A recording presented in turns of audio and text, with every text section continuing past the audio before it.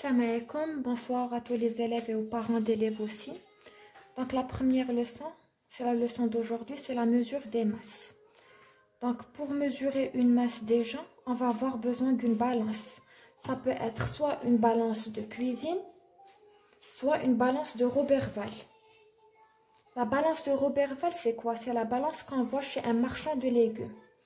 Donc c'est une balance qui est composée d'une aiguille qui est placée au milieu quand on a l'équilibre. Et elle est composée aussi de deux plateaux. Donc on souhaite mesurer une masse. Une masse c'est quoi? Une masse ça peut être un solide, comme par exemple les maïs. Ou bien ça peut être un liquide visqueux. Un liquide visqueux c'est tout liquide qui a une texture un peu épaisse, comme le yaourt par exemple. Donc, pour exprimer la mesure de cette masse, tout le monde s'est mis d'accord sur une seule unité de mesure qui est la plus utilisée. C'est le gramme. Regardez par exemple, si je souhaite chercher le poids des maïs, ça sera 115 grammes. Le poids des maïs avec l'emballage, il est de 184 grammes. Je vais faire la même chose pour le yaourt. Eh bien, le poids du yaourt, il est de 110 grammes. Donc, pour la balance de Roberval, elle peut me servir pour peser une masse, comme elle peut me servir aussi pour comparer deux masses ensemble. Ça veut dire que je peux comparer les maïs avec le yaourt pour chercher qui est la masse qui est la plus lourde ou bien qui est la masse qui est la plus légère. Par exemple, si on souhaite mesurer la masse d'une pomme, et bien sur un plateau, je vais devoir placer une pomme et sur le deuxième plateau de la balance, je vais devoir placer une masse marquée ou bien plusieurs masses marquées. Les masses marquées que nous avons une masse marquée de 20 kg, 10 kg, 5 kg, 2 kg et 1 kg. Ce sont les masses marquées pour le kilogramme. Pour le gramme, nous avons une masse de 100 grammes, 50 grammes, 20 grammes, 10 grammes, 5 grammes, 2 grammes, 1 gramme. Et bien, pour avoir la masse souhaitée, je vais essayer de mettre ces masses marquées ensemble sur le plateau. Et bien, je place l'orange sur un plateau. Sur le deuxième, je vais essayer de mettre les masses jusqu'à ce que mon aiguille soit placée au milieu. Quand c'est au milieu, ça veut dire que c'est l'équilibre. Ça veut dire que l'orange, elle est égale à la somme de ces masses. Et bien, quand j'atteins l'équilibre, je me rends compte que la masse de ma pomme, elle est de 10 grammes plus 20 grammes plus 2 grammes. Vu que les trois masses sont exprimées avec la même unité qui est le gramme, alors je vais pouvoir faire mon addition. 10 grammes plus 20 grammes plus 2 grammes. Alors, la masse de ma pomme, elle est de 32 grammes. D'accord? Toujours pour ma balance de Roberval. Au lieu de mesurer ma masse, je peux comparer les masses ensemble, comme ce que j'ai dit tout à l'heure.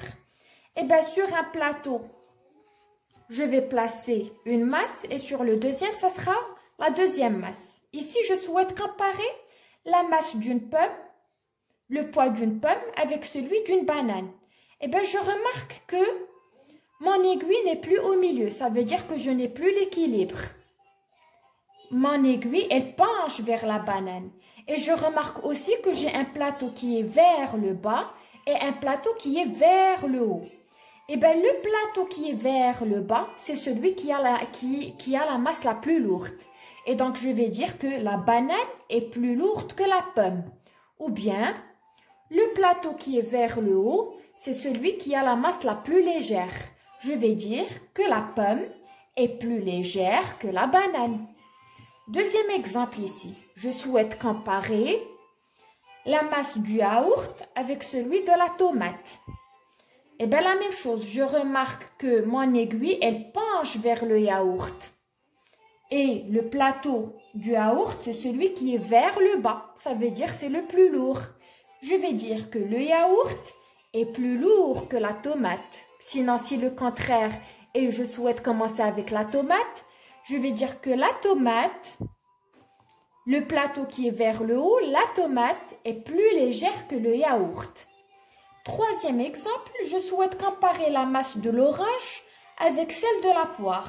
Eh bien, je remarque que mon aiguille, elle est placée au milieu. Ça veut dire que nous avons un équilibre. Ça veut dire que la masse de l'orange, elle est égale à la masse de la poire.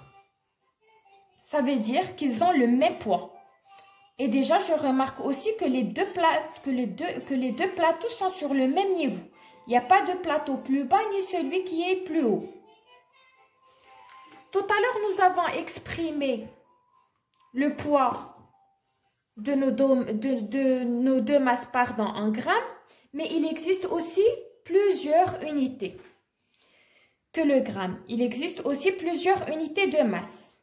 Et bien, toutes ces unités, nous les avons regroupées dans un tableau qu'on appelle le tableau de conversion des masses.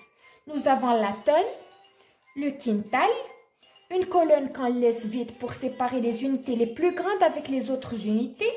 Nous avons le kilogramme, le hectogramme, le décagramme qui s'écrit avec DAG, à ne pas confondre avec le décigramme, le gramme, c'est l'unité usuelle, le décigramme, le centigramme, le milligramme. Pour retenir ces unités en ordre, eh ben, rappelez-vous que le décigramme, il est 10 fois plus petit que le gramme. Le centigramme, il est 100 fois plus petit que le gramme. Le milligramme, il est 1000 fois plus petit que le gramme. Donc, on avance 10, 100 et 1000. 10 fois plus petit que le gramme, 100 fois plus petit que le gramme, 1000 fois plus petit que le gramme. Ces unités qui sont plus petites que le gramme, on les appelle des sous-multiples. Bien, il existe d'autres unités qui sont plus grandes que le gramme. C'est la tonne, le quintal, le kilogramme, le hectogramme, le décagramme. Et bien, la même chose que tout à l'heure. Le décagramme sera 10 fois plus grand que le gramme, le hectogramme 100 fois plus grand que le gramme et le kilogramme 1000 fois plus grand que le gramme. Toutes ces unités qui sont plus grandes que le gramme, on les appelle des multiples. Et bien, plus j'avance dans le sens de la lecture en français, plus les unités deviennent de plus en plus petites. Et bien, l'unité la plus grande dans notre tableau de conversion, c'est la tonne. Et l'unité la plus petite dans notre tableau de conversion, c'est le milligramme. Et bien, la prochaine vidéo, on verra que le tableau de conversion avec un exercice là où on va convertir. Ça veut dire, nous allons voir les relations entre ces unités de masse. Au revoir.